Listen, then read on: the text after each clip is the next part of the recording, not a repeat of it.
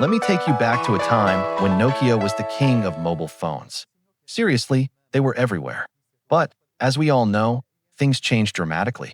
Nokia went from being on top to practically disappearing off the map. So what happened?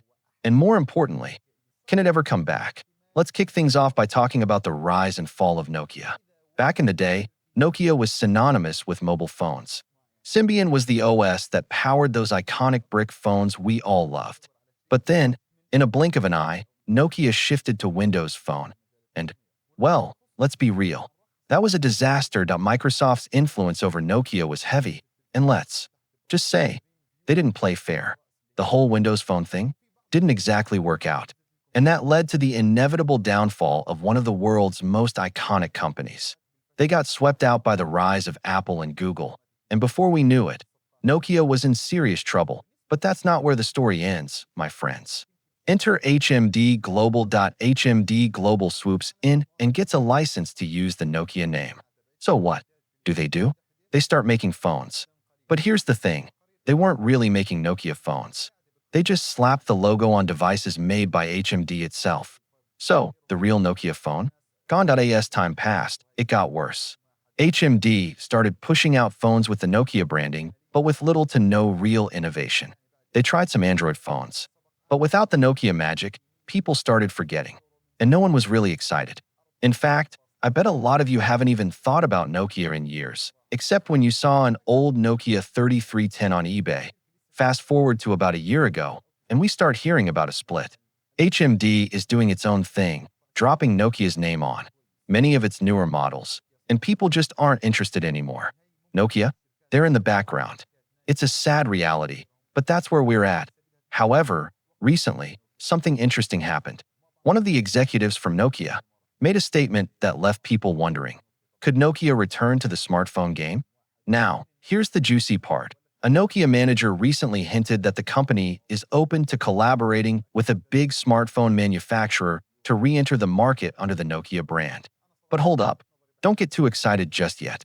This was just a comment on a Reddit post. So, take it with a grain of salt. Still, it raises some interesting questions. Could Nokia license its brand to another company and come back? Could they find a partner who would help them make phones that actually compete in 2025? Now, let's get real here. If Nokia wants to make a true comeback, it's got to play with the big boys. First things first, it's got to use Android. No, more of those failed attempts at building their own OS. The days of Symbian and Windows Phone are long gone. Android is the way forward, but it can't just make any phone. To compete, Nokia has to bring back that unique DNA. Imagine a flagship Nokia phone with the latest Snapdragon chip, solid RAM, and Zeiss cameras, maybe even a premium design. Plus, throw in fast charging, an OLED screen, and killer battery life. Let's be honest, if they can hit those marks, they could really grab people's attention again. And the key? Price. Nokia has always had the reputation for affordable, durable devices. If they play their cards right, keeping prices competitive while offering solid specs and that nostalgia factor, they might just find their sweet spot. But here's the question I've been thinking about. Do people still care about Nokia? The brand might be old school, but there's something to be said about a comeback if it's done right. After all, it's Nokia. It built the mobile world we know today. But will that nostalgia translate to real-world success? Or will it just be a flash in the pan? If they play their cards right and get the design, specs, and price all lined up, then maybe, just maybe, Nokia can become relevant again. So what do you think?